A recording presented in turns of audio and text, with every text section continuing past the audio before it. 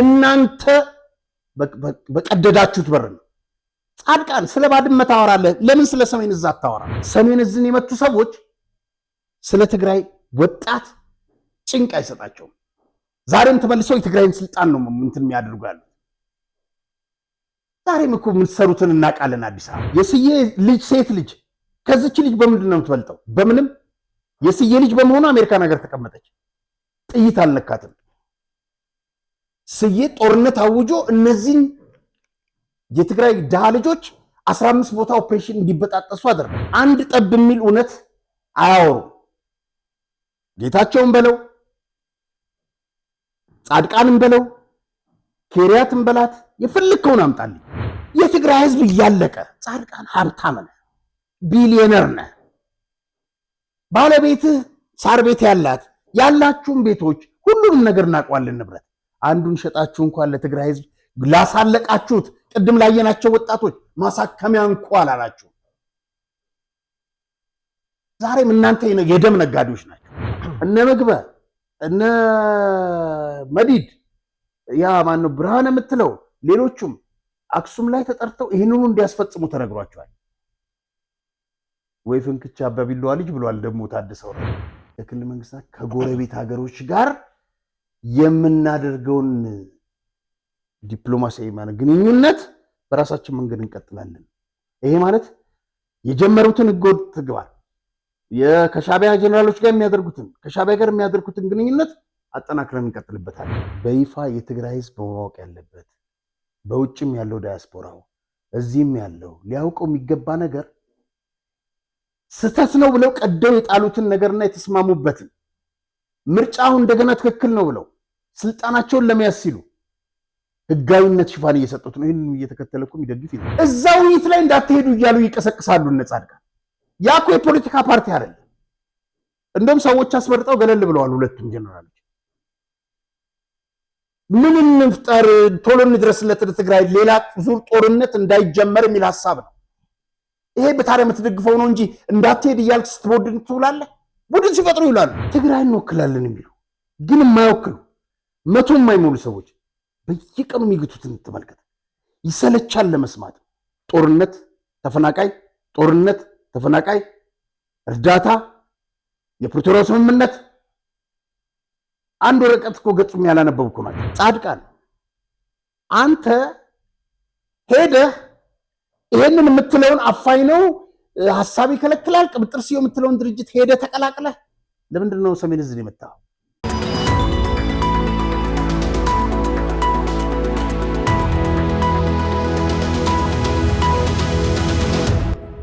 ሰላም ጤና ይስጥልኝ ተመልካቾቻችን፣ እንደምን ሰንብታችኋል? የምትመለከቱት ኢትዮ ዴይሊ ቻናላችን ነው። ዛሬም እንግዲህ እንደተለመደው ወቅታዊና አዳዲስ መረጃዎችን ወደ እናንተ ለማድረስ ጋዜጠኛ አርያ ተስፋማርያምና ሮቤል ምትኩ እዚህ ስቱዲዮ ተገኝተናል። መልካም ጊዜ እንዲሆንላችሁ ከወዲሁ ተመኘን። አርያ እንዴት ነህ? ቪዲዮ የሚሰራልህን አማን ከበደን ለምን ትረሳዋለህ? ሁልጊዜ እናመሰግናለን ብለህ ጀምር። ያው በመሃል ዳይሬክተራችን ብለህ እሺ፣ እናመሰግናለን አቶ አማን ከበደ፣ ጋዜጠኛ አማን ከበደ በሚል ተስተካከል። እሺ እንግዲህ በርካታ አስተያየቶች ከሰሞኑ ደርሰውናል። ከነዛ መካከል እንግዲህ በቅርቡ ዝንግዳ አርጋት የነበረችው ሻለቃ ንጉሴ ሚስትን በተመለከተ አንዳንድ አጫጭር አስተያየቶች አሉ። እነሱን የተወሰኑትን እንስማ እና ለተመልካቾቻችን እናቀርብላቸውና ሰላም አርያና ሮቤል ፈጣሪ ያክብራችሁ። የንጉሴ ጉዳይ አውቃለሁ። እኔ ታሳሪ በሆነም እዛ ያለው የሰማሁትን ነው የምነግርህ። እዛ በወቅቱ ነበርኩኝና ንጉሴ የጥበቃ ኃላፊ ነበረ። ተገደለ የተባለው ሳሪስ አካባቢ ነው መኪና ውስጥ። ግን በአይኔ ባላይም እንደዛ ሲባል ሰምቻለሁ። አንድ ፍሳ የሚባል ዞን ማስተባበሪያ ኃላፊ ነው ሲሉም ሰማለሁ።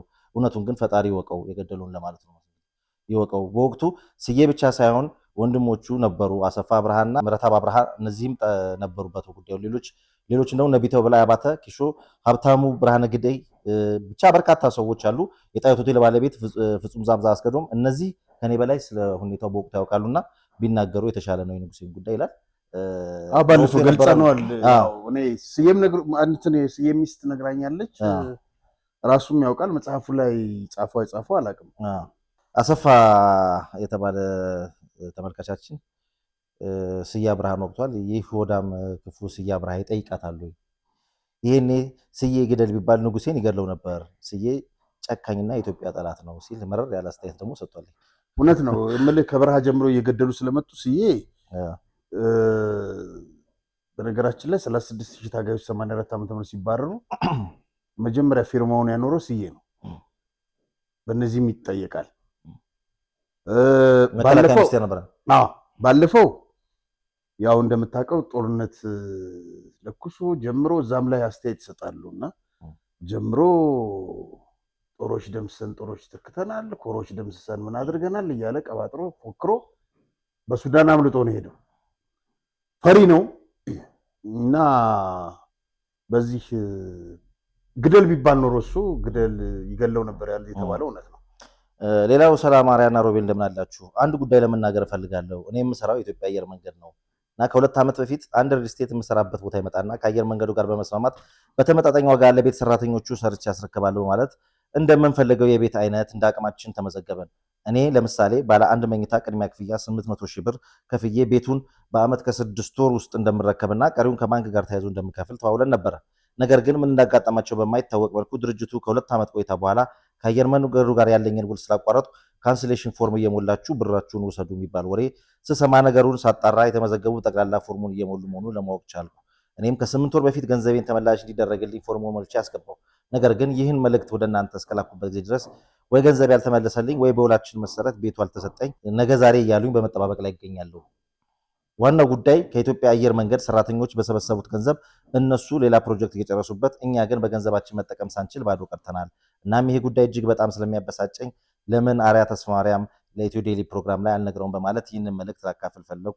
አመሰግናለሁ። የዩቲዩብ ተከታታይ ነኝ ይላል። እንግዲህ ያው የሚመለከቷቸው አካሎች እንግዲህ ውል የተዋሉት አካሎች በዚህ አጋጣሚ መልእክታቸውን ይሰማሉ ብለን ተስፋ እናደርጋለን። ያሳዝን ነው። የሪል ስቴት ጉዳይ እንግዲህ ብዙ አነጋጋሪ ነገሮች አሉ። ባለፈውም የሚዘገይበት ብዙ ሰው ከሪል ስቴት እየሸሸ ነው የሚል የአንድ ቦርዱ አመራር ሪፖርተር ላይ ይቻለኝ ዜና እና የሚሰሩና የሚያስረክቡ እንዳሉ ሁሉ በጣም የሚያንከራትቱና ህዝብን የሚያጉላሉ አሉና ብዙ ጊዜ ደርሰናል እንደዚህ አይነት ነገሮችና ከዚህ ድርጊት ቢታቀቡ። ደግሞ ሌላው ከሰሞኑ በጣም ብዙ የመጣለን የተለያዩ ማህበር ታክሲ እናስመጣለን በሚል ሌሎችም አሉ። ለካ የበሉ ያደፈጡ ጅቦች አሉ፣ በርካታ ያሉ ናቸው። እንግዲህ የእነሱን ደግሞ በጣም እንግዲህ አዎንታና እንትና ማነው አንድ ወገን አበበ ይባላል። ሁለቱ በጣም ብዙ መረጃ እየወጡ ነው። እንግዲህ ይደርሳል እና እነሱን ማየትን ጠንክረን የእንትናንም ቆይ ይዘን እንመጣለን። የመንሱር አውስትራሊያ እንትን ያላትን እኔ አውቃታለሁኝ እና የበላውን ከነ ድምፁ ሳምንት ይዘን እንመጣለን። እንግዲህ ወደ ቀጣይ ሀሳባችን ስንሄድ እዚህ ስክሪን ላይ የምንመለከታቸው የብሔራዊ መረጃና ደህንነት ዳይሬክተር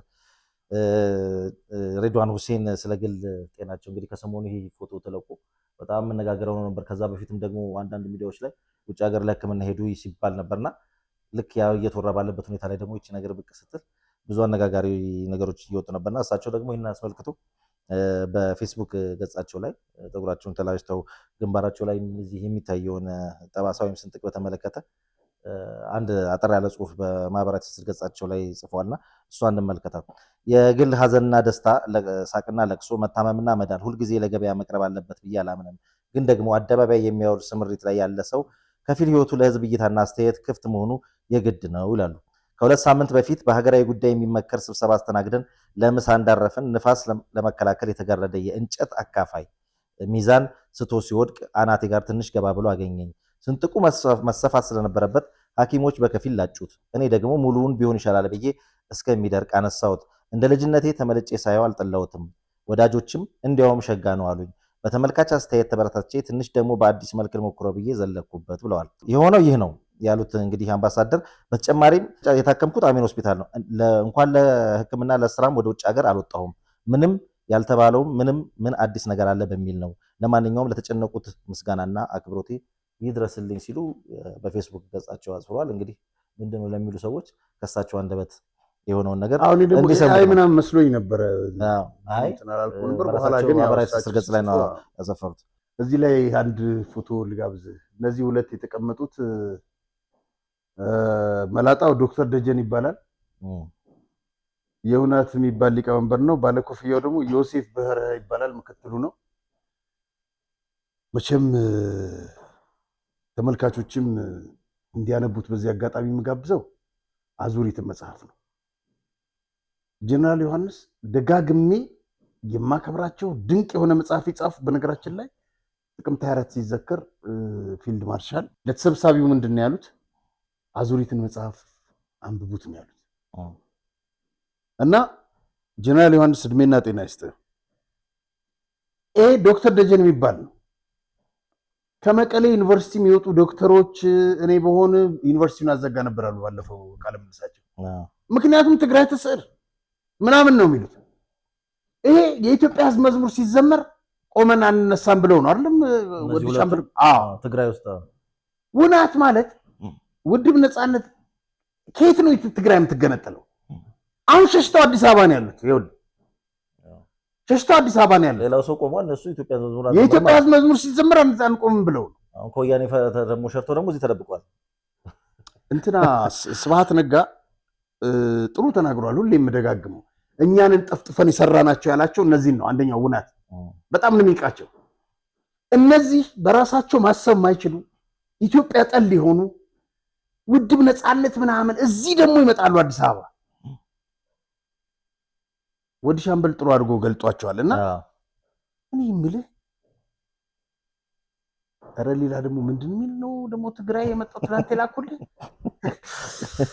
አዲስ ፓርቲ ምንድን ነው የሚለው? እሱን ትንሽ ለተመልካቾቻችንም እናቀርብላቸው ሀሳብ። ኧረ እንደው ርዕሱን ስንገረኝ ምንጭራ ከትንሣኤ ስርዓት ቃንጪ ሀቂ ይላል።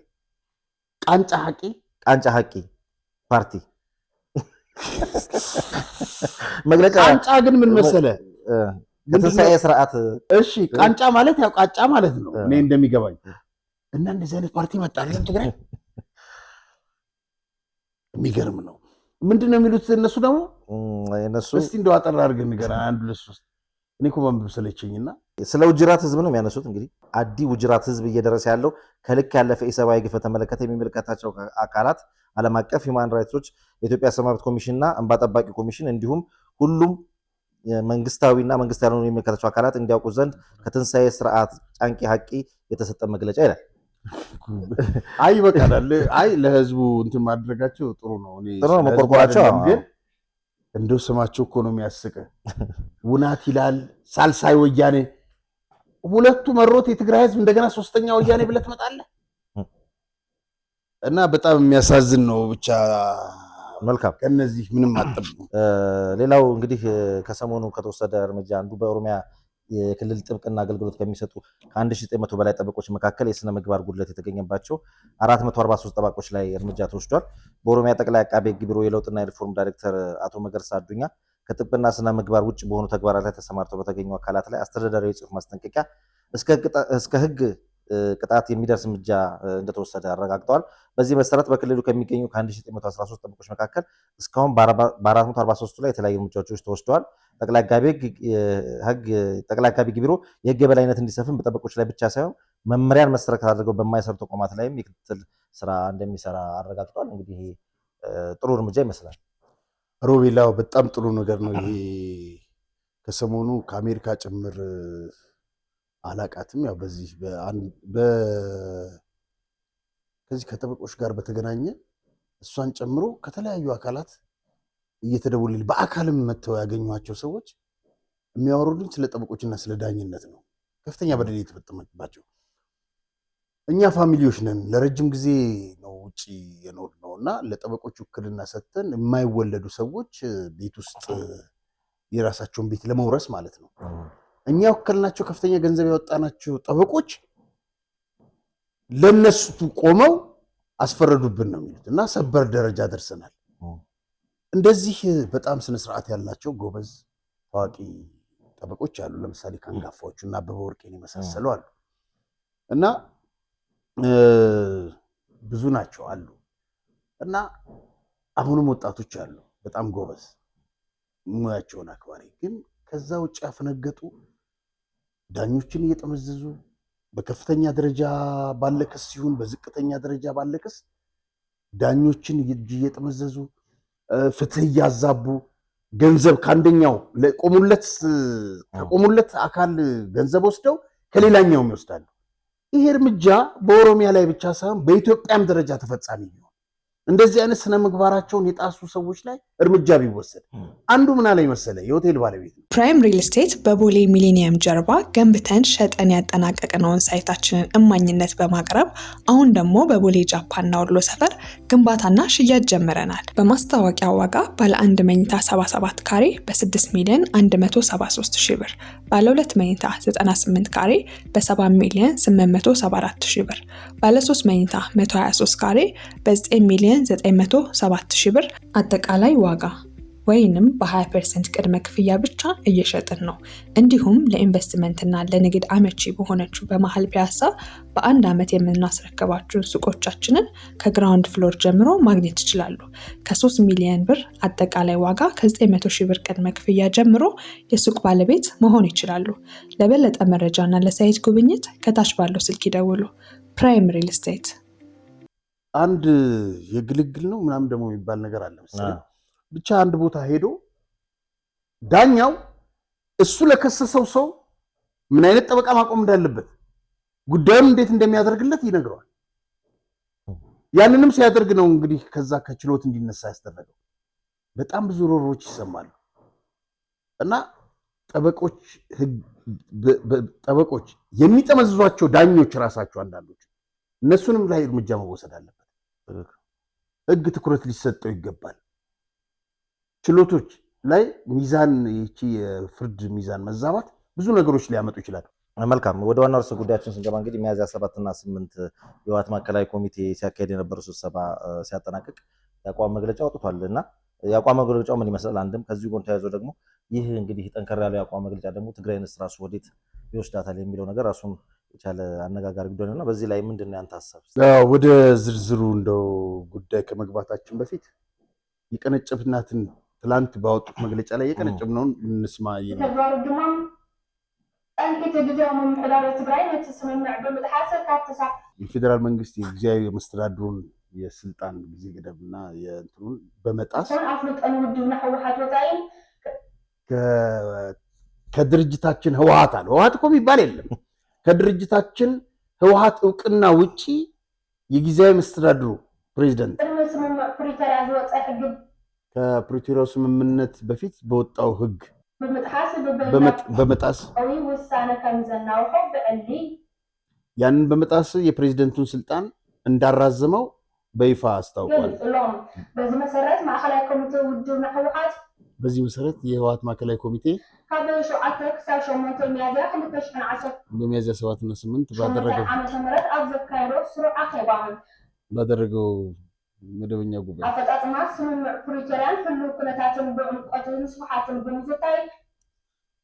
እነዚህ በጥልቀትና በምናምን በመገምገም ጥልቅ ግምገማ ጥልቅ ተሐድሶ እንደው ማያልቅባችሁ ይሄ ቃላት መንተ ሰላም ተዋህዶ ተወንዚፉ ጻልሐ መግለጺ ለላው ስልጣንን ውሳኔነት ህዝብናን ዝፋነ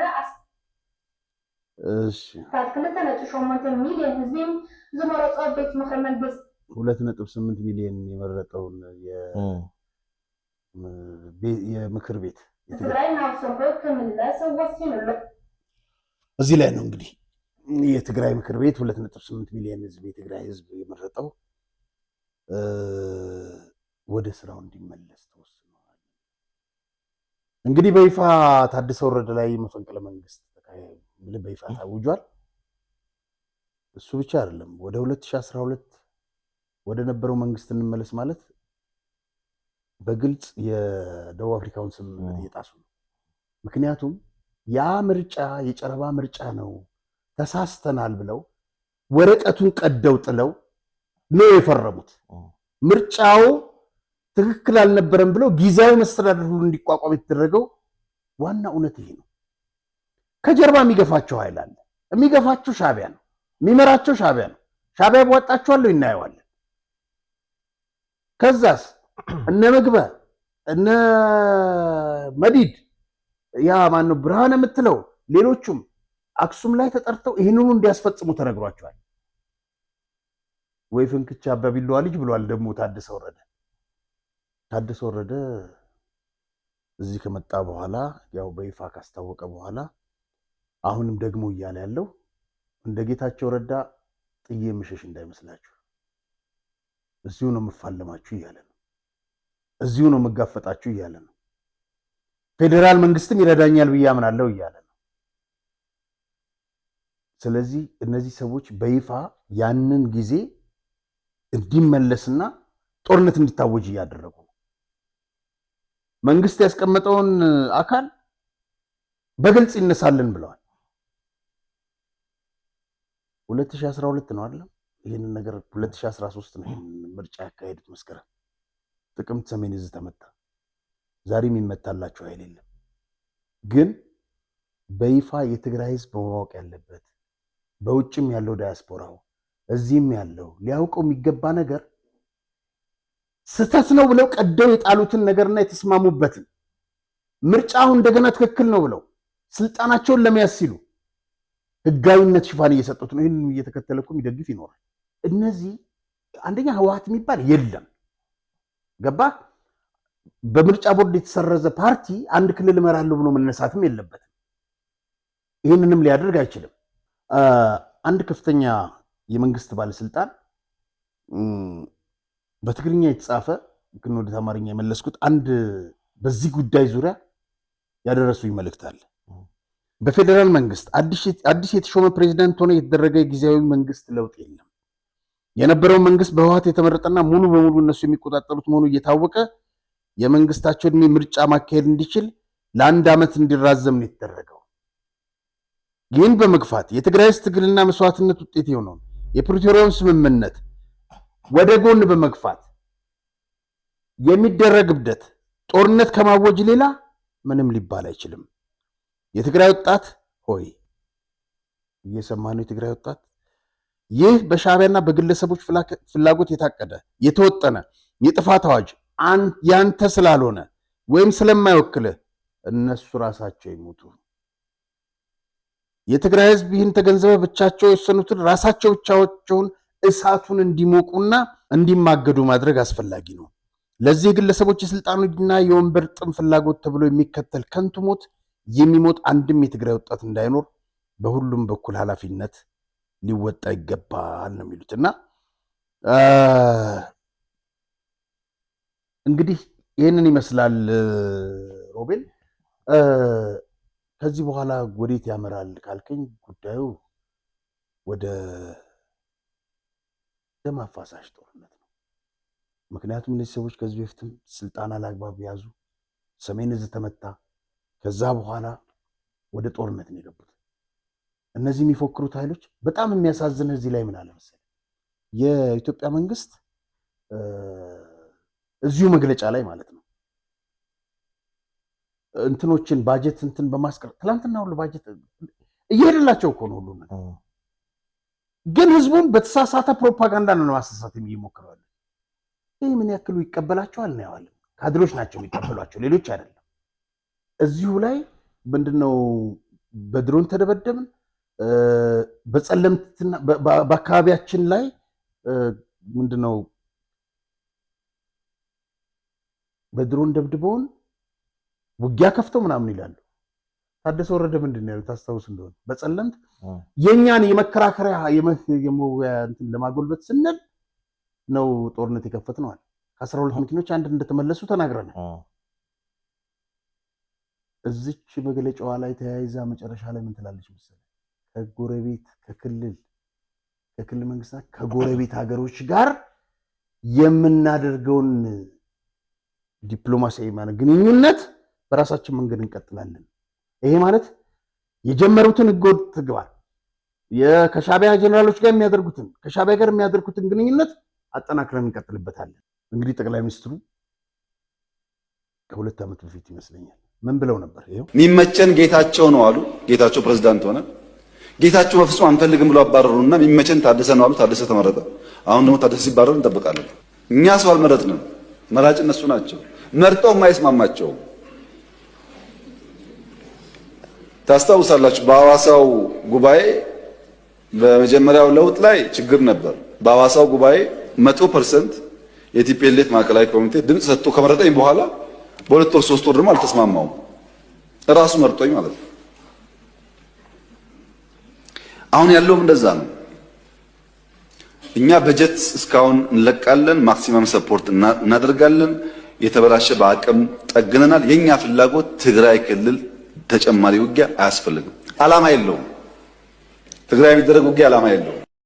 ይህን ይመስላል እንግዲህ ይኸውልህ፣ ዓላማ የለውም ይሄ ነገር። እነሱ አሁን ከሰሞኑ ዝም ብለህ ስትመለከት በየቀኑ መንግስት አንዳንድ ፕሮጀክቶች፣ ልማቶች እያስመረቀ ነው። የመቶ ቀን ግምገማ በሚል የሰራቸውን ነገሮች እያስመረቀ ነው። ትግራይ እንወክላለን የሚሉ ግን የማይወክሉ መቶ የማይሞሉ ሰዎች በየቀኑ የሚግቱትን ተመልከተ። ይሰለቻል ለመስማት። ጦርነት፣ ተፈናቃይ፣ ጦርነት፣ ተፈናቃይ፣ እርዳታ፣ የፕሪቶሪያ ስምምነት። አንድ ወረቀት እኮ ገጹም ያላነበብኩ ናቸው። እንዴት ሰው ይኸውልህ ላለፉት 4 ዓመታት ሰላም አገኘ ተብሎ ህዝቡ ምንድን ነው እየሰማ የመጣው? አንድ እኩል ስለ ልማት እኮ ወሬ የለም። በየዕለቱ ጦርነት ነው። በየዕለቱ ጽምዶ ነው። በየዕለቱ ሻዕቢያ ነው። በየዕለቱ ጦርነት ነው። ለምን መሰለ? ኢሳያስ አፈወርቂ ከጦርነት ባድመን 20 ምናምን ዓመት አወራበት። አሁን ደግሞ ስለ አባይ ስለ ኢትዮጵያ መንግስት ነው የሚያወራው። ስለ ግብፅ ነው የሚያወራው። ስለ አሜሪካ ነው የሚያወራው። ጨረስ። አሁን ይኸውልህ ህዝብህን እንደዚህ ኤርትራ ወደብ ሊያደርጉብህ ነው ምናምን የሚል ደግሞ ጀምረዋል። ይሄ ቆየ። ምክንያቱም ለህዝቡ አንድ ነገር ካልተናገረ እንዴት አድርጎ ሊያኖረው ይችላል? ህዝቡ ሊጠይቀው ነው። በየቀኑ ጦርነት ነው የሚያወራው። በየቀኑ ባድመ ነበር የሚያወራው። 20 ምናምን ዓመት አወራ። እነዚህም ላለፉት 4 ዓመታት ከሱ የሚወስዱት ትምህርት አለ። የሱ ኮፒ ናቸው። የሚያወሩት ጦርነት ነው። የሚያወሩት መፈናቀል ነው። ህዝብ አስርበው ተራበ እያሉት ነው። በቃ ባሉበት ተቸክለው እንደቀሩ የምታውቀው የ2012 አስተዳደር ይመለስ። ከጦርነቱ ትግራይ ምን አተረፈች? አሁን 2012 2.8 ሚሊዮን ህዝብ ነበር መራጭ። አሁን እኮ 1 ሚሊዮን ሰው የለም።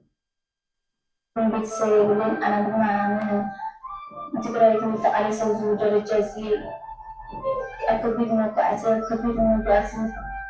በጽሕኒ ለ15 ጊዜ የለም። ከ15 ጊዜ በላይ ነው ሰውነቷ እንደዚህ የተበጣጠሰ። በምን? በጥይት አረር፣ በከባድ መሳሪያ አረር። ኦፕሬሽን ገና መርፌ ትወልድ መንዝልና ሰውነቷ ላይ ያሉትን የጥይት አረሮች ተመልከታቸው። በርካታ ጊዜ ደጋግማ ኦፕሬሽን አድርጋለች።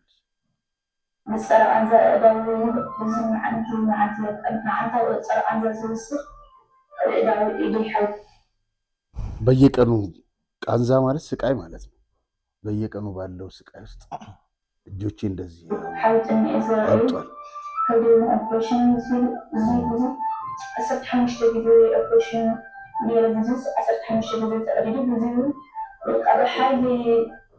የሁሉ ሆዷ ላይ የምታየው 15 ጊዜ ነው የተቀደደችው።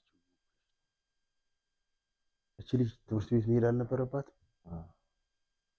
እቺ ልጅና የምግበ ልጅ ሴቷ በምን ይለያሉ? የ9 ልጆች አይደል? የስዬ ልጅ ሴት ልጅ ከዚች ልጅ በምንድን ነው የምትበልጠው? በምንም። የስዬ ልጅ በመሆኑ አሜሪካን ሀገር ተቀመጠች። ጥይት አልነካትም። ስዬ ጦርነት አውጆ እነዚህን የትግራይ ድሃ ልጆች 15 ቦታ ኦፕሬሽን እንዲበጣጠሱ አደረገ። የምግበ የጻድቃን የሁሉም ልጆች እነዚህ አይደሉም። ዛሬም ሁለተኛ ጦርነት ሊከፈት ነው። ዛሬም እንደገና ሌላ እልቂት እየተደገሰ ነው። ሌላ ሴቶች ደግሞ እንደዚህ ሊሆኑ ነው። ሌላ የትግራይ ወጣት እንደዚህ ሊሆን ነው። ይሄንን እየገፋፉ ነው።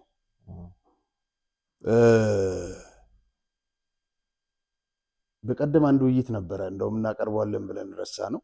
የዚህ ትግራይ ማንሞ አሜሪካን የሚኖር የአምባሳደር ፍስሐ የሚባል በጣም ዘረኛ የሆነ ጦርነቱን ሲቀሰቅስ የነበረ ዛሬም ሌላ ቅስቀሳ እያካሄዱ ነው። ጋዜጠኛዋ ማነው ስሟ? አዳነች ፍስሐዬ በጣም ነው ያዘንኩባት። እኔ እንደዚህ አይነት ጋዜጠኛዋን ገለልተኛ ፖለቲካ ውስጥ ማትዘባረቅ ይመስለኝ ነበር። ትግራይ ልትገነጠል ይገባል። አንቺ እዛው ተገነጣጠ እንጂ የት ነው የምትገነጠለው ትግራይ? አሜሪካን ሀገር እሷ ተቀምጣ ይህን እንቅስቃሴ ነው እያካሄዱ ያለ። መድኃኒት የሚበላ በችግር በረሃብ እየተሰቃየች ያለች ትግራይ፣ በፌዴራል መንግስት ባጀት የምትተዳደር ትግራይ፣ አንድ ጋዜጠኛ አሜሪካ ተቀምጣ ይህንን ታራግባለች። በቪዲዮ ነው እንደውም ያዝ ነው እንትን ላይ ስትናገር የቪዲዮ ኮንፈረንስ ላይ። ሌላ ወጣት ደግሞ ላሳይ። حتى تزيد حجمها بتعلم الحسن صغير في التاريخ لا يزيد جرا انا يزيد في نقرا مثلا ما عندي كانت تقول لهم موضوعته سنايبر دار عند حوالينا ይሄ ደግሞ ይኸውልህ በስናይፐር ነው የተመታው። ወገቡ ላይ ታየዋለህ ያለው كانت تقول لهم ፓራላይዝ ሆኖ በግሩፕ ካሳሳይተን ይሄም እንግዲህ ፓራላይዝድ ሆኖ መንቀሳቀስ አልቻለም እግሩ። እንግዲህ ከዚህ ቀደም እናቶችን ነበር ስናሳይ ነበረው። አሁን ደግሞ ጦርነቱ ሰለባዎችን ነው የምናሳየው። ምክንያቱም የዛን ጊዜም ጦርነት መከፈት የለበትም ብለናል። ዛሬም ዳግም ጦርነት እንዳይከፈት ነው ይሄንን የምናሳያለን። ዛሬም በቅልጥማችን ምናምን የትግራይ ወጣት መሳሪያ የታጠቀው ኃይል ይሄንን እያየ ይሄንን እየሰማ ዛሬ በስልኩ ላይ ሁሉም ነገር አለ። ይሄንን እየሰማ ይሄንን እያየ ዳግም ለዚህ ነው እንደዚህ ሊሆን የሚሞተው። ዳግም ለነምግበ ለነደብረጽዮን የደብረጽዮን ልጆች እንትን አትላንታና ምናምን ተቀምጠው እነሱ ሀብታም ሌላ ሀብት እንዲጨምሩ ሌላ ወጣት ነው መሞት ያለበት። እች ልጅ በጣም ነው የምታሳዝነው። ታዳጊ ነች። በደረሰባት ከፍተኛ የመቁሰል አደጋ በጥይት ማለት ነው። እጇ ነርቫም እንደዚህ ይንቀጠቀጣል። በቂ ሕክምና አላገኘችም። ግራ እግሯ ፓራላይዝድ ነው። አትሰማም። አይኖቿ ማየት አቃታችሁ። ተመልከተችን የመሰለች ቆንጆ አታይም። አይኗ በምርኩዝ ነው የምትሄደው። እንዴት እንደምትሄድ ተመልከታት። እንቀጠቀጣል። ሰውነቷን ተመልከተው። መቆጣጠራችንም ራሷ ነርቭ። የጦርነት አስከፊነት ይሄ ነው። ይቅርታ ተመልካቾች፣ ድምፁ እዚህ ጋር አልመጣልንም። የአማን ስተት ነው። ለምን እንዳጠፋው አላውቅም። እንግዲህ ኤዲተር አንድ ይሰሳታል። ድምፅና ምስል ማዋሃድ ያስተካክላል። ይኸውና እንግዲህ እንጠቀምበታለን የምትለውን አንተ ነገር ከሌላ ፕሮግራም እንጠቀምበታለን። ግን ተመልከታት እንዴት እንደምትሄድ ይሄንን ይመስላል። እና እቺ ልጅ ከማን ልጅ ነው የምታንሰው? የ9 ወር ልጅ አይደለችም። ትምህርት ተምራ ትልቅ ደረጃ ላይ መድረስ አትችልም? እግዚአብሔር ያመጣባት ጣጣ እኮ አይደለም። ይሄንን ያመጣባት ጣጣ ጥቂት የህወሓት የሚባሉ አደም የምትላቸው ወይ ምናምን ናቸው። በዚህ ጉዳይ ላይ በእነዚህ ጉዳይ ላይ እነ ጻድቃንም እነ ጌታቸውም ሁሉም ተጠያቂዎች ናቸው። በእነዚህ ወጣቶች እንደዚህ መሆን ሁሉም ወጣቶች ተጠያቂዎች ናቸው። ዛሬ ሁሉም መግለጫ ያወጣሉ። ሁሉም ያዙ ይልቀቁኝ ይላሉ። እውነቱን የነገረን ከጀነራል ዮሐንስ በስተቀር ማንም የለም። ጦርነቱ እንዴት ተጀመረ እንገምግም ሲል ነበር አይደል ጌታቸው? ጦርነቱ እንዴት እንደተጀመረ ይንገረን። አሁን አንድ ጊዜ የዛሬ 2 ዓመት ጀነራል ባጫ ደበሌ ወይም አምባሳደር እዚህ አንረሳውን በሚል የጥቅምት 24 ሲከበር ያሉት ትዝ ይለኛል። ጦርነቱ እንዴት እንደተጀመረ ከዚህ በኋላ ከጌታቸው ረዳ ጋር ቁጭ ብለን በሚዲያ ህዝብ እያየን ነው የምንነጋገረው። ሰሜን ዕዝን መተው እንደጀመሩ ጦርነቱን መናገር አለባቸው። ለዚህ ሁሉ ወጣት እንደዚህ መሆን ይቅርታ አላሉትም። ዛሬም ስለ ስልጣን ወንበራቸው ነው የሚያስቡት። ዛሬም ልዩነታቸው የስልጣን ብቻ ነው። የስልጣንና የስልጣን ለህዝቡ ቆም ያለው የሚል አንድም የለም። ስለ ህዝቡ የሚከራከር የለም። ተፈናቃይ ወደ ቦታ ይመለስ እችን አጀንዳ የሚፈልጓት እሺ ይመለስ ብሎ መንግስት ሲል አይ የለም እኛም አብረን እንመለስ ጦርነት ለመክፈት እዛ ማንም ስለ ህዝቡ የሚያስብ የለም። ዛሬም ወጣቱ እንደዚህ አይነት ሴት ሌላ ሴት ማጣት የለብንም። ሌላ ጉዳተኛ መፍጠር የለብንም። ስለዚህ አፈሙዙን ወደ እነሱ ነው ማዞር ያለበት ወጣቱ። መልካም እንግዲህ የጠቅላይ ሚኒስትሩ የምስራቅ ጉዳዮች አማካሪ አቶ ጌታቸው ረዳ የህወሓት ማዕከላዊ ኮሚቴ ውሳኔን በጽኑ ተቃውመዋል። ውሳኔው የፕሪቶሪያውን ስምምነት ተግባር የሚያፈርስና ክልሉን ወደ አላስፈላጊ ግጭት የሚመራ ነው ሲሉም በማህበራዊ ትስስር ገጻቸው አስፍረዋል። ከጦርነቱ በፊት የነበረውን የክልሉን ምክር ቤት ወደ ነበረበት መልሳሉ ማለት የሰላም ስምምነቱን መሰረታዊ መሪዎች የሚጣራ እስከመሆኑ ባሻገር ውሳኔው የድርጅቱን ጥቅም ለማስጠበቅ ሲባል ንጹሐን ዜጎችን ለከፍ አደጋ የሚያጋለጥ ቁማር ነው ሲሉ ነው እንግዲህ እሳቸው በማህበራዊ ትስስር ገጻቸው የተቹት። ሌላው ደግሞ ትዴፓ መግለጫ ወጥቷል። የዶክተር አረጋዊ ፓርቲ የትግራይ ለውጥ ፈላጊዎች ንቅናቄ በሚል ስም የሚንቀሳቀሰው ቡድን የህወሓትን አምባገነናዊ ሴራ ለማስቀጠል የሚደረግ የፖለቲካ ንግድ ነው። በአሁኑ ወቅት በአዲስ አበባ የትግራይ ለውጥ ፈላጊዎች ንቅናቄ በሚል ስም ተመስርቶ የሚንቀሳቀሰው ቡድን ከቀድሞ የህወሓት አምባገነናዊ ባህሪና ስልት ያልተላቀቀ መሆኑን ትዴፓ በጽኑ ያምናል። ይህ ንቅናቄ የትግራይን ህዝብ እና መንግስትን ለማደናገር ያለው ስውር አጀንዳ ይዞ እንደሚንቀሳቀስ በሚከተሉት ነጥቦች ማረጋገጥ ይቻላል ይላል። አንድ አምባገነናዊ አወቃቀርና የአመራር ብልሽት ንቅናቄው 5 ድርጅቶችን እንዳቀፈ ቢገልጽም በተጨባጭ ግን ከ4 የማይበልጡና በይፋዊ የአባላት ውሳኔ ያልተዋቀሩ ቡድኖች ስብስብ ነው። አወቃቀሩ በዲሞክራሲያዊ መሪ ሳይሆን በግል ጥቅም ላይ የተመሰረተ ሲሆን ውሳኔዎቹ በጥቂት ግለሰቦችና በሊቃነ መናብርት ብቻ የሚወሰኑበት አምባገነናዊ መድረክ ነው ይላል። 2 ወታደራዊ ምሽግና የሐሰት ፕሮፓጋንዳ ንቅናቄው በነፃ መሬት ያለውን ሰራዊት እኔ ነኝ የምመራው በማለት የሚሰጠው መግለጫ ህጋዊ መሰረት የሌለውና ለፖለቲካዊ ቁማር ተብሎ የተፈበረከ የሐሰት ወሬ ነው። ይህ ተግባር ሰላማዊ ትግልን የሚጻረርና የትግራይን ወጣት ዳግም ለማስጨረስ የሚደረግ ኃላፊነት የጎደለው ድርጊት ነው። 3 የሞራል ውድቀትና የሙስና ታሪክ። እነዚህም ዛሬ ለውጥ ፈላጊ ነን ባዮች ትላንት ከህወሓት ጋር ሆነው ህዝብን ሲያሰቃዩና ሲዘርፉ የነበሩ በታሪካቸው በስነምግባር ደካማነታቸውና በሙስና የተዘፈቁ ግለሰቦች ናቸው። አሁንም የቀድሞውን አረመናዊ የህወሓት ባህሪ ለማስቀጠል እውነተኛ ለውጥ ፈላጊዎችን እያገላሉ ይገኛሉ። 4 የንጹሐን ዜጎች ደምና የክህደት ታሪክ። በ2013 ዓ.ም በፌዴራል መንግስት ጊዜያዊ አስተዳደር ወቅት ህዝባቸውን ለማገልገል የመጡ ንጹሐን ዜጎችን አሳልፈው በመስጠት የሚታወቁ ናቸው። ግድያ በእነዚህ ግለሰቦች ሰበብ ከ105 በላይ የጊዜያዊ አስተዳደሩ ሰራተኞችና አመራሮች በጭካኔ ተገድለዋል። እንግልት፣ ከሞት የተረፉት ደግሞ ለከባድ እስራትና ለስነ-ልቦና ስቃይ እንዲጋለጡ ተዳርገዋል። 5 በወጣቶች ህይወት መቀለድ። በትግራይ ጦርነት ወቅት ህዝቡ በእሳት እየተለበለበ ባለበት ሰዓት እነዚህ ግለሰቦች ከማን ጋር ነው የምንደራደረው እያሉ ወደ 4 ኪሎ ለመግባት ሲያሾፉ የነበሩ ናቸው። ይህም ለህዝብ ደህንነት ሳይሆን ለስልጣን ጥማት ብቻ የሚኖሩ መሆናቸውን ያሳያል። 6 የሁለት ዓመት ውድቀት ከ2015 ከ2017 ዓ.ም ይህ ንቅናቄ ከ2015 ጀምሮ ለትግራይ ህዝብ ለውጥ ለማምጣት እድል ቢኖረውም የተሰጠውን ተስፋ እንደ ቅቤ አቅልጦ ያባከነ ደካማ ስብስብ ነው። ለ2 ዓመታት ምንም አይነት ተጨባጭ ለውጥ ሳያመጣ አሁን በአዲስ ስም መምጣቱ በትግራይ ህዝብ ላይ መሳለቅ ነው። 7 ፖለቲካ ንግድና የህወሓት ሴራ ይላል። ንቅናቄው የሰላም ኃይል፣ የሲቪክ ማህበራት፣ ፖለቲካ ድርጅቶችና የለውጥ እንቅስቃሴ በሚል ስሞች የፖለቲካ ንግድ እያካሄደ ይገኛል። ሰራዊቱን እየመራ ነው የሚለው አዋጅ ህወሓት አንድ እጁን ለሰላም ሌላኛውን ለጦርነቱ ማዘጋጀት የተነሳሰው ስትራቴጂው አካል ነው። ይህ ለውጥ ፈላጊዎችን በግድ ወደ ታጠቀ የትጥቅ ትግል በመግፋት ለማንበርከክ የሚደረግ ታሪካዊ ሴራ ነው ሲል ይላል። ማጠቃለያው ደግሞ በትግራይ ክልል 7ኛው ሀገራዊ ምርጫ እንዳይካሄድ በማድረግ የትግራይ ህዝብ በፌዴራልና በክልል ደረጃ ተገቢ ውክልና እንዳይኖረው የተደረገው ሴራ የዚሁ የሁለትዮሽ ህወሓት ስውር ስምምነት ውጤት መሆኑን ህዝብና መንግስት ማወቅ አለባቸው ይላልና ቴዴፓ በጣም ጠንከር ያለ መግለጫ ነው እንትን ያለው ንቅናቄውን በተመለከተ እንግዲህ በጣም አሪፍ ነው። በዚሁ አጋጣሚ አያይዘን እናንሳው በሚል ነው። አይ በጣም ትክክል ነው ማለት ዶክተር አረጋዊ አቋም ያላቸው ሰው ናቸው እና ፓርቲያቸውን በጣም ጠንካራ ነው። እንደዚህ ነው ግልጽ መናገር። በጣም ዘርዘር አድርገው ግልጽ ነው። ስለሞቱትም በ2013 ተናግረዋል። ስለሁሉም ነገር የሚገርምህ እኔ አንዳንድ ሰዎች መልእክት ይልኩልናል። አረ ለምንድን ነው ኢንተርቪው የማታደርጋቸው? እኔ ሳልጠይቅ ቀርቼ አይደለም። እኛ ባንዳ ተብለን ተፈርጀናል። ባንዳ ማለት የህዝብ ጠላት ማለት ነው አይደል? የህዝብ ጠላት ባንዳ ማን ነው? የትግራይን ህዝብ ያስመታው ማን ነው? የትግራይን ህዝብ ቅድም እንዳየነው እነዚህ ናቸው ባንዳዎች። ምክንያቱም ህዝቡን አስመትተው ግንባርን ስጥ ብለው እጃቸውን ሰጡ።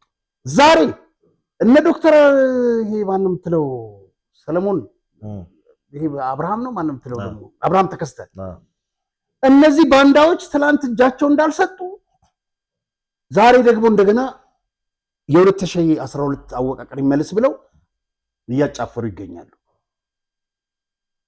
ስለዚህ እዚህም ያሉት ቢሆኑ እኛ ጋር ለመቅረብ ፈቃደኛ አይደሉም። ግን አንድ ነገር ልንገር፣ ሰሞኑን ኬሪያ ስለፈልፍ ሰማዋል። አንድ ጠብ የሚል እውነት አያወሩ። ጌታቸውን በለው ጻድቃንም በለው ኬሪያትን በላት የፈለከውን አምጣልኝ። ምክንያቱም የጦርነቱን መንስኤ ግልጽ አውጥተው መከታ ይሉልሃል። አሁንም እነሱ የምንድን ነው መከታ መከላከል ማለት ማን የወረራቸውና ነው የሚከላከሉት? መብረቃዊ ጥቃት ብለው ደብረጽዮን ከእንደጌታቸው እኮ ደብረጽዮን እንደውም አምኗል። መተናል ሰሜን ዝም ብሏል። እሱ ብቻ ነው እንደውም ይሄን ያለው እና ይሄ ሞተው ሴኮ ምናምን የምትላቸው ሌሎቹ ለምንድን ነው የሚያወሩት? የምን መከታ ነው የሚያወሩት? ለአንድ የጸጥታ አካል እጇን እንደሰጠች ኬራት መታ የሰጣችውን ቃል እኔ አውቃለሁ። ከዚህ በፊት ማውራታንበታል እናንተ ሁሉንም እውነት እናገራለሁ አለች። ከዛ ኋላ ለጊዜው ከእስር ቤት ወጣች። እዛ ጊዜ የሆነ ቦታ ተቀመጠች ሆቴል። ስልክ ለካ ወደ አሜሪካን እየደወለች ታወራ ነበር ከሰዎች ጋር። የአምባሳደር ምናምን ትላቸው ብቻ ቃል እንዳሰጪ ምናምን ተባለች። ቃል አልሰጥም ማለት ታጠፈች። እንደገና ገባች። ወደዛም ስትሄድ ደግሞ ምስጢር አውጥተሻል ብለው ከህወሓት ማዕከላዊ ኮሚቴ አባረሯት። የነበረውን እውነት ለምን አትነግረንም? አሁን የሚያወሩት እነሱ እኔ እናንተ ቅድም አወራ ነው መግለጫውን የህወሓትን አይደለ? እሱን እኛም እንቃወማለን። ማንም ይቃወመዋል። ሁሉ ሚዲያ ይቃወመዋል። እሱን ነው የሚቃወመው ያለው እኮ ጌታቸው። እውነቱን እኮ አይነግረንም። ይኸው ልዩነታችን ምንድነው? በፊትም እኛ እናጋልጣለን፣ ሌላዎቹም አካላት ያጋልጣሉ። እውነቱ ጫፍ ላይ ግን አይመጡልህም። ዋናው ኮር ላይ አይመጡልህም። መከታ ይሉልሃል፣ ጽንፈት ይሉልሃል፣ ዘር ማጥፋት ይሉልሃል፣ ጄኖሳይድ ይሉልሃል። ወዴት ነው የሚሄዱት? እንደው አራድ ነገር ልንገርህ። ይሄ ማን ነው የምትለው የዚህ የእውነት ደግሞ እዛ ያለ አንድ እኔ በጣም የገረመኝ ነገር ያው ምልህ አቋማቸው የታወቀ ነው። መገለባበጥ ያውቁበታል። እንደ እስስት ይቀያየራሉ። ጠቅላይ ሚኒስትር አብይ በመሩት ስብሰባ የትግራይ ተወላጆች ስብሰባ ከዚህ በኋላ አለ ሲናገር ይሄንን ሰላም ለማደፍረስ እና ወደ ጦርነት እገባለሁ ያለ አካል ካለ ግንባር ቀደም ዘምተው ነኝ አለ። እዛ ሄድና ደግሞ ወዲያውኑ እኮ ነው በሳምንቱ ካንቺ ጋር ነኝ የሐሳብ ልዩነት የፖለቲካ ልዩነት ቢኖረኝም ሞንጆሪኖ ካንቺ ጋር ነኝ አለ። ሰሞኑን ደግሞ ምን አለ መሰለህ ገና ብዙ እንሰማለን። ታደሰ ወረደ በረሃ ያለን ካርታ ይጫወት ነበር የሰው ደም እየፈሰሳል። ጦርነት ውጊያ ላይ ጦርነት ውስጥ የለበትም ለማለት ነው። ስለዚህ በተዘዋዋሪ እሱ ጦርነት ውስጥ አለበት። አዎ ጦርነት ተሳታፊ ነው። አዎ ጦርነቱ ውጊያ ላይ እሱም ነበር እኮ እና ሲባል በጣም የሚገርመው ጦርነቱ ላይ ካርታ ይጫወት ነበር ያ ሁሉ ወጣት ደም እየፈሰሰ። ቁማር እኮ ሌላ ነገር እኮ ወጣቱም እንደሚፈሰው የነበረው ቁማር ነው። ለፖለቲካ ቁማር ነው። ለነሱ ስልጣን ማራዘሚያ ነው። ለነሱ ሀብት ማከማቻ ነው። ይኸውልህ ልብሳቸውን ኮተታቸውን ይዘው የትግራይ ወጣት እንዴት እንደተሰልፈው እጅ እንደሰጡ የታደሰ ካርታ ሲጫወት ካየ እሱም ነበር ማለት ነው። አብረው ይሆናሉ ይሆናል ወይ ዳኛ ይሆናል እና እንደዛ አለና የምን መለማመጥ ነው ፌደራል መንግስትን ምናምን አለ። ያው በል የተባለውን ነው። ታደሰ ስርዓት ማይዝ ከሆነ በኃይል ፈንቅሎ መጣል ነው አለ። በኃይል ፈንቅሎ መጣል ነው። ሌላው ደግሞ የስፖርት መምህር ታደሰንም እንትን ማድረግ ነው። ሌሎችም ላይ እርምጃ መውሰድ ነው። ስለዚህ ጽምዶን አጠናክረን እንቀጥላለን። ያኛውም የሆናትም እንደዛ ነው የሚለው። ጽምዶን አጠናክረን እንቀጥላለን፣ ታደሰ መወገድ አለበት ነው እያሉ ያሉት። ታደሰ እንግዲህ ይዘልቃል አይዘልቅም አብረን የምናየው ቢሆንም የሆነ ቦታ ላይ ይታጠፋል። ጠንካራ አቋም ይዟል። የምታምነው ግን አይደለም። አንዴ ይሄ የህወሓት ቫይረስ ውስጡ የገባ አመራርና ካድሬ በቀላሉ ልታወጣው አትችልም። ገባ? በዛ በክፉ ዘመን በየቀኑ ደህንነት ቢሮአቸው እየቆመ ቤታቸው እየቆመ ሲያሳድዷቸው እነ ገብሩ አስራት ነፃው ፕሬስ ነው ከጎናቸው የቆመው። መግለጫቸውን ሲያስተናግዱ የነበረው ኢትዮጵያ ጋዜጣ ነው። ብዙ መስዋዕትነት ከፍለናል። ኢንተርቪው ላድርግ ስለው ገብሩ አስራት ዛሬ እምቢ ነው ያለኝ። አረጋሽም ፈቃደኞች አይደሉም። ለምን? የህወሓት ቫይረስ ከውስጣቸው ያወጣማ። ቫይረሱ የወጣለት ጀነራል ዮሐንስ ብቻ ነው። ጀነራል ዮሐንስ ትላንትናም በትግርኛ እየሰማሁት ነበር። የትም ሚዲያ ላይ ይወጣል፣ የትም ቦታ ላይ እውነት ይናገራል። ከአዙሪት ልንወጣ አልቻልንም ያለው እና ታደሰም ያ ቫይረስ አለበት። ግን አሁን በነዛ ላይ ጠንካራ አቋም ይዟል። አንድ ከፍተኛ መንግስት ባለስልጣን ይዘልቃሉ ነው ጠይቄያቸው እንዴት ነው ስላቸው አጭር መልስ ነው የመለሱልኝ።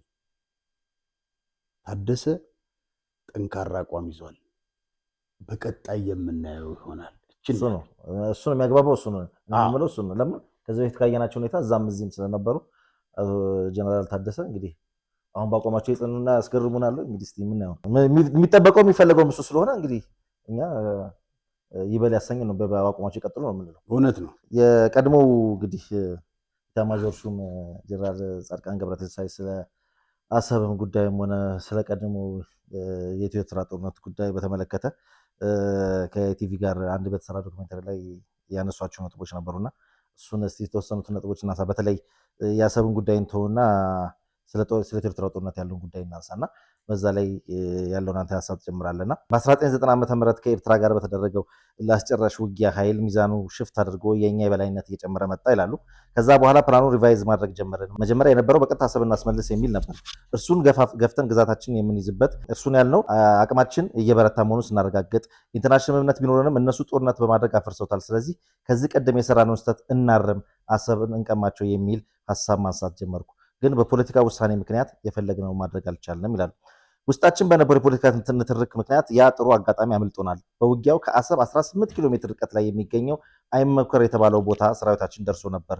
በሰንአፌ በኩል ሰንአፌን አልፈን እምባይሶራን ተቆጣጥረን እምባይሶራ ላይ ታንኮቻችንን ሰቅለን ነበር። ባረንቱን ተቆጣጥረን ወደ ተሰነይ ገብተን የኤርትራ መንግስት የሚይዘው የሚጨብጠው ነገር አሳጥተነው ነበር። በዛን ወቅት ኮማንዶ ቦቶች ተሰበሰበና መግለጫ ስተባልኩ ትንሽ አቅማማው፣ ግን የግድ መስጠት አለብህ መመሪያ ነው ተባልኩ። እሺ መመሪያ ከሆነ ኢንተርናሽናል ኮንፈረንስ እንደመሆኑ እነ ቢቢሲ ሲኤንኤን ቀጣዩ ነገር ምንድነው ብሎ መጠየቃቸው ስለማይቀር ምን ብዬ ልመልስ ስል የፈለግከውን መልስ አሉ። በፕሬስ ኮንፈረንሱ ላይ ከቢቢሲ ከአንድም ሁለት ጥያቄ ጠይቆኝ አልፌው ነበር። ለሶስተኛ የቀረበልኝ ጥያቄ ከላይ እንደገለጽኩት ስለ ቀጣዩ ሁኔታ ነበር የጠየቀኝ። እኔ ወታደር ነኝ፣ ሰራዊቱ ጋር በቂ ዝግጅት ስላለ የፈለገውን ማድረግ እንችላለን፣ የሚቀጥለው ውሳኔ ግን የፖለቲካ ኃይሉ ነው፣ እርሱ ይወስናል የሚል ተናገርኩ። ከአንድ ቀን በኋላ መለስ አስጠርቶኝ ለምንድን ነው እንደዚህ ያልከው ብሎ ሲጠይቀኝ ታዲያ ምን ልበል፣ አብረን እንወስን ስላችሁ የፈለገህን ወስን አላችሁኝ፣ ያንን ነው የተናገርኩት አልኩት። የባህር በር ማግኘት እየቻለን ያንን አጋጣሚ ሳንጠቀምና ሳናደርግ በመቆየታችን የኢትዮጵያን ሕዝብ እንደበደልነው ነው የሚሰማኝ። ከምናጣው ኢኮኖሚያዊ ጥቅም በላይ ሻቢያ እዛ አካባቢ ጸንቶ እንዲቆም መተዋችን ለወደፊቱ ለሀገራችን አደጋ ነው የሚል አቋም ነበረኝ። በወቅቱ ከኤርትራ ጋር እንደራደር ሲባልም ጥፋተኞቹ እነርሱ ናቸው፣ በሀገራችን ላይ በደል ፈጽመዋል፣ ከእነርሱ ጋር እንደራደር የሚል ነገር መነሳት የለበትም፣ ልካቸውን ማሳየት አለብን የሚል አቋም ነበረኝ። በዚህ ምክንያት ሀገራችን ውስጥ ከነበረው ህግ ውጪ ነው ያኔ የተባረርኩት ይላሉ።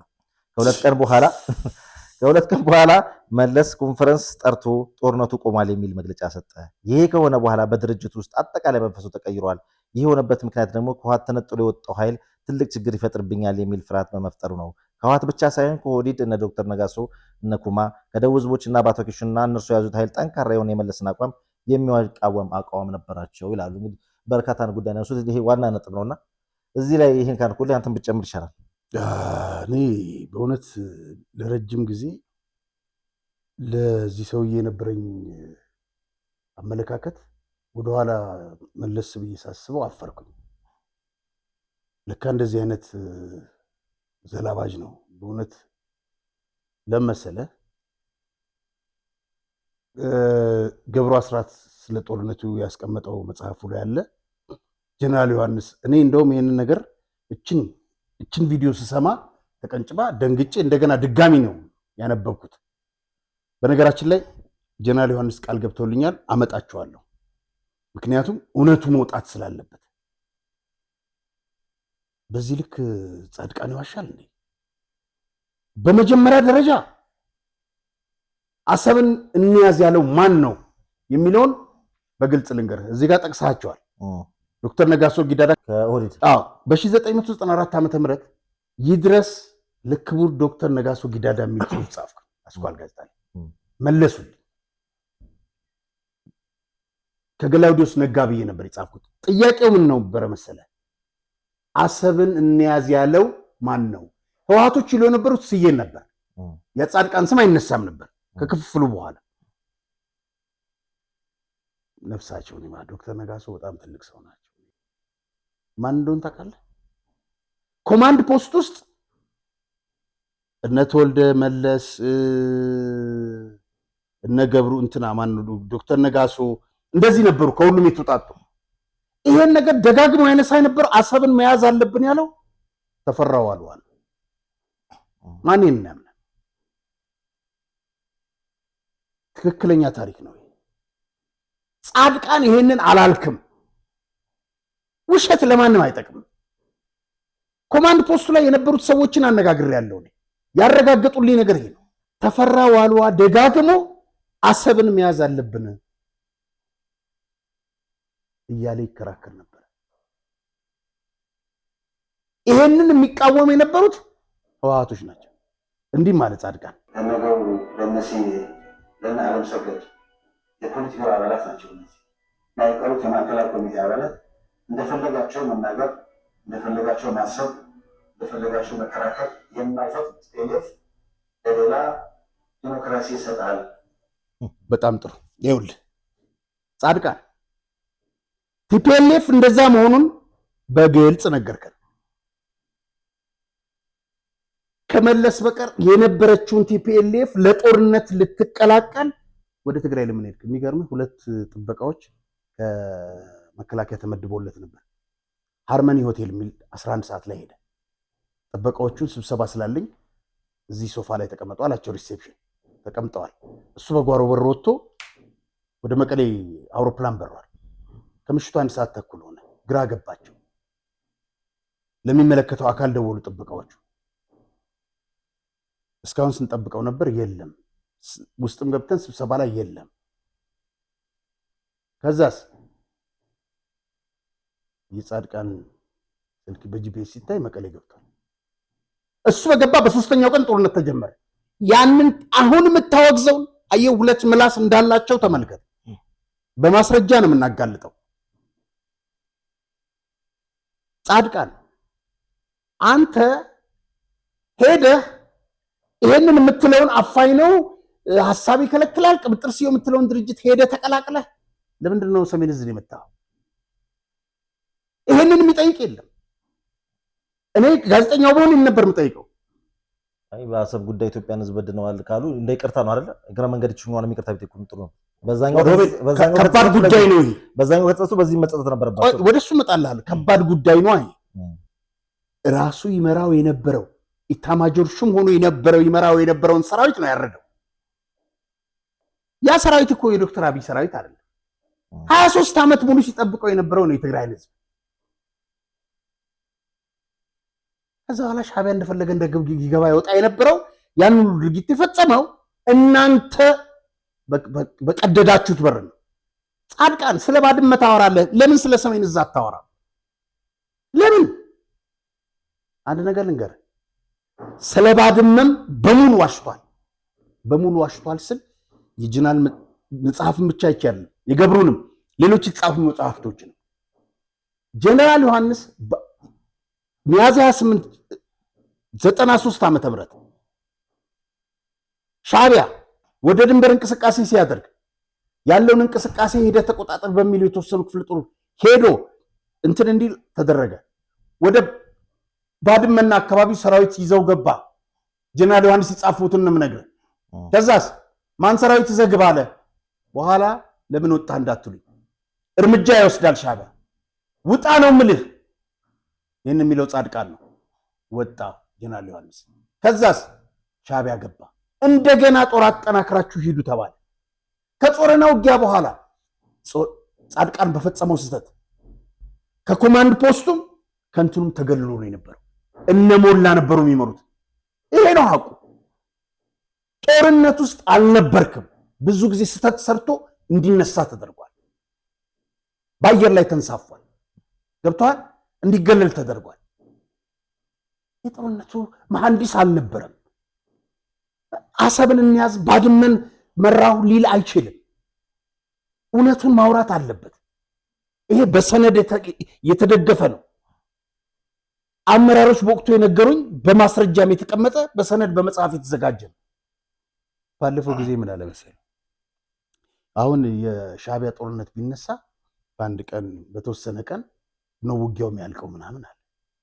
አሁን ያለውን የውጊያ ጥበብ ጻድቃን አያውቀውም። አንዳንድ ከፍተኛ የጦር አዛዦች መከላከያ ውስጥ ያሉ ስቀውበታል። እንዴ ዛሬ የመከላከያ ኤታማዦር ሹም መሆን ፈለገ እንዴ ነው የተባለው። የትግራይ ህዝብ እያለቀ ጻድቃን ሀብታም ነህ፣ ቢሊዮነር ነህ፣ ባለቤትህ ሳር ቤት ያላችሁም ቤቶች ሁሉንም ነገር እናውቀዋለን። ንብረት አንዱን ሸጣችሁ እንኳን ለትግራይ ህዝብ ላሳለቃችሁት ቅድም ላየናቸው ወጣቶች ማሳከሚያ እንኳን አላላችሁ። ዛሬም እናንተ የደም ነጋዴዎች ናቸው። ይህን የምለው በማስረጃ ነው። ይህን የምለው በመረጃ ነው።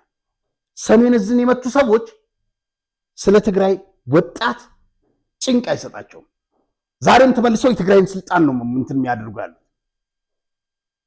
ዛሬም እኮ የምትሰሩትን እናውቃለን። አዲስ አበባ የሰላም መድረክ በሚል ሁሉም የትግራይ ተወላጅ የፖለቲካ ፓርቲ የምናምን ሳይለይ ኑና እንነጋገር የሚል አንድ ፕሮግራም ላይ ተገኝቼ ነበር።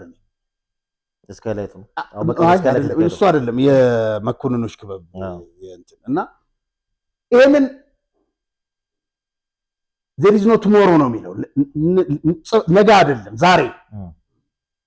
ይሄንን የመሰረቱት ጀነራል ዮሐንስና ጀነራል ሳሞራ ናቸው።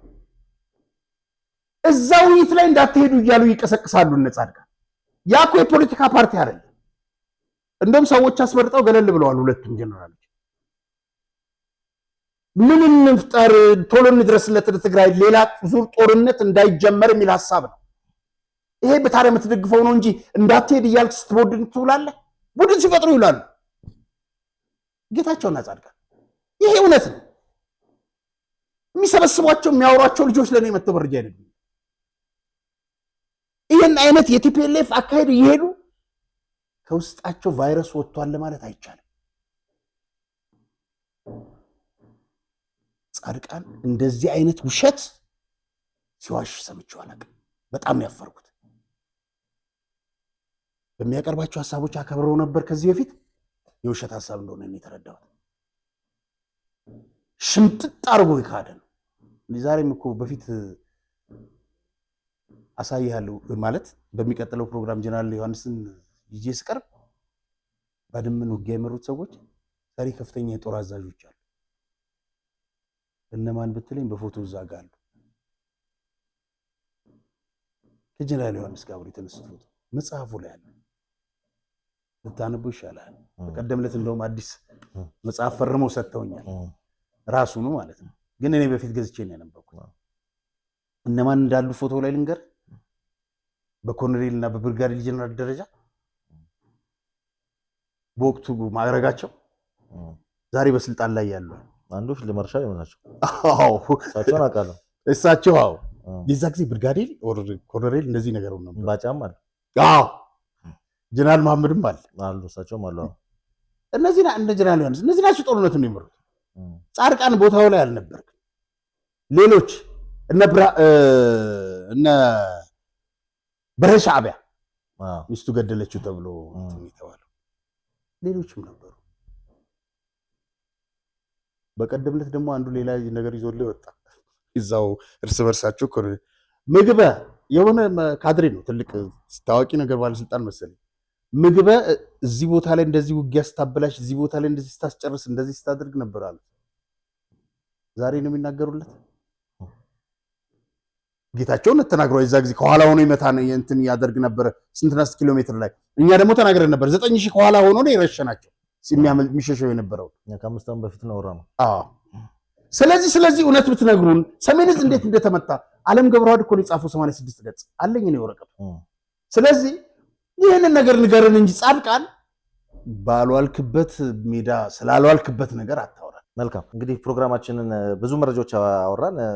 እስከማጠናቀቃችን በፊት ምናልባት እዚህ ስክሪን ላይ የምንመለከተው የእርዳታ ማስታወቂያ አለና ፕሮግራማችን በሚከታተሉ ሰዎች የመጣ ነው የትብብር ጥያቄ ነው። እንግዲህ እኛም እንደ ሚዲያችን ሰብአዊነትን የሚያወሩ ማጋራት ግድ ነውና እቺንም ማስታወቂያ በዚሁ አጋጣሚ ለተመልካቾቻችን እናደርሳቸው ብለን መልእክት ነው። ለማስታወቂያ እንዳይቆጠር ያው ራሱን የቻለ መልእክት ስለሆነ በዚህ ቪዲዮ ላይ የምትመለከቱት ግለሰብ ባለትዳርና የአንድ ልጅ አባት ነው። ከአንድ ዓመት በፊት ባጋጠመው ህመም ምክንያት ሁለቱ ኩላሊቶቹ ፌል አድርገው በተወሰኑ ጓደኞቹና ቤተሰብ ድጋፍ ከ8 ወር በላይ በሳምንት 3 ጊዜ ዲያሊሲስ ወይም የኩላሊት እጥበት ሲያደርግ ቆይቷል። አሁን ላይ ወደ ውጭ ሀገር ሄዶ የኩላሊት ንቅለ ተከላ ለማድረግ 3 ሚሊዮን ብር ተጠይቋል። ቤተሰቦቹ ደግሞ ይህንን ለማድረግ አቅም ስለሌላቸው ድጋፍ እንድታደርጉለት ወገኖቹን እየተማጸነ ይገኛል። በመሆኑም የኢትዮጵያ ንግድ ባንክ 1183 122 685 ደግመዋለሁ 1183 122 685 በኢትዮጵያ ንግድ ባንክ እንዲሁም ደግሞ በአቢሲኒያ ባንክ 15 49 61 18 15 49 61 18 በአዋሽ ባንክ ደግሞ 013 208 427 864 00 በአዋሽ ባንክ 013 208 427 864 00 ድጋፍ ብታደርጉለት እና እንግዲህ ወደ መልካም ጤንነቱ ተመልሶ ቤተሰቦቹን አገሩን ወገኑን እንዲጠቅም ድጋፍ እንድታደርጉለት በእግዚአብሔር ስም ተማጽኗል። እኛም ይሄንን መልእክት አድርሰናል ለኢትዮጵያ ተመልካቾች። እንግዲህ ብዙ ሰዎች በዚህ ኩላሊት ይሰቃያሉና ስጠይቅ 15,000 ብር ድረስ ነው ኩላሊት ዲያሊሲስ። በጣም የሚገርምን ግን አንድ ቀን አንድ ፕሮግራም መስራት አለብን። በትችል እንደሆነ ብታግዘኝ ደስ ይለኛል። እኔ እንደ ሀገር ያለው ማቀውን ነገር ልንገር። የሆኑ ዶክተሮች ነበሩ አንድ ሁለት መስለኝ የሆነ ማህበር ተቋቁሞ ነበር። ለዲያሊሲስ ማሽኖች በነፃ ገብተው ነበር በነፃ እንዲያገኙ። ግን እነዛ ማህበራት የታሉ? ለምንድን ነው ገንዘብ የሚያስከፍሉት ብዬ ነበር የዛ ጊዜ። አሁን በምን ደረጃ ላይ እንዳሉ አላውቅም። ስለማላውቀው ነገር መናገር አልችልም። ዲያሊሲስ ማሽኖችን ያስገቡ መነገድ ግን አሁን ከዛ የምታገኘው ገንዘብ ዲያሊሲስ ከማድረጋቸው በፊት እኮ ብታያቸው በጣም ነው የሚያሳዝኑት። እንትናቸውን ይስታሉ በጣም እስኪያደርጉ ያለው ስቃይ ከባድ ነው በጣም። ከዛ ስቃይ የምታገኘው ገንዘብ ክብሩ ይወርዳል በጣም። እና ክቡራን ተመልካቾች በውጭም በሀገር ውስጥ ያላችሁ እባካችሁ በየሳምንቱ በየሁለት ቀኑ 15,000 ብር እያወጣ የምታጠብ በጣም ይመጣል በጣም። በዚህ አጋጣሚ እንግዲህ የኛ ተከታታይም ስለሆኑ በእናንተ በኩል መልዕክት ይድረስልን፣ ተመልካቾቻችሁን ድጋፍ ያድርጉልን ሲሉ ነው ለኛ ኮንታክት አድርገውን የላኩልን ቪዲዮ ላኳላችሁ መልሰን ሰርተናል። እንግዲህ ደጋግ ኢትዮጵያውያን በምትችሉት ከስር በሚታየው በጽሁፍ እናስኬደዋለን የባንክ አካውንቶቹን 3 ባንክ አካውንቶች ያሉ አማራጭ ድጋፍ እንድታደርጉላቸው ነው። ስለነበረን ቆይታ እጅግ አድርጌ አመሰግናለሁ። ተከበራችሁ ተመልካቾቻችን እንግዲህ የዕለቱ መሰናዳችን ይመስል ነበረ። ፕሮግራሙን አዘጋጅተን ወደ እናንተ ያደረስንላችሁ ጋዜጠኛ ራያ ተስፋ ማርያምና ሮቤል ምትኩ ነን። ዳግም በሌላ ዝግጅት እስክንገናኝ ድረስ እስከዛው ሰላም ቆዩ። ፕራይም ሪል ስቴት በቦሌ ሚሊኒየም ጀርባ ገንብተን ሸጠን ያጠናቀቅነውን ሳይታችንን እማኝነት በማቅረብ አሁን ደግሞ በቦሌ ጃፓንና ወሎ ሰፈር ግንባታና ሽያጭ ጀምረናል። በማስታወቂያ ዋጋ ባለ 1 መኝታ 77 ካሬ በ6 ሚሊዮን 173 ሺህ ብር፣ ባለ 2 መኝታ 98 ካሬ በ7 ሚሊዮን 874 ሺህ ብር፣ ባለ 3 መኝታ 123 ካሬ በ9 ሚሊዮን 907 ሺህ ብር አጠቃላይ ዋጋ ወይንም በ20% ቅድመ ክፍያ ብቻ እየሸጥን ነው። እንዲሁም ለኢንቨስትመንትና ለንግድ አመቺ በሆነችው በመሃል ፒያሳ በ1 ዓመት የምናስረከባችሁን ሱቆቻችንን ከግራውንድ ፍሎር ጀምሮ ማግኘት ይችላሉ። ከ3 ሚሊዮን ብር አጠቃላይ ዋጋ ከ900 ሺህ ብር ቅድመ ክፍያ ጀምሮ የሱቅ ባለቤት መሆን ይችላሉ። ለበለጠ መረጃና ለሳይት ጉብኝት ከታች ባለው ስልክ ይደውሉ። ፕራይም ሪል ስቴት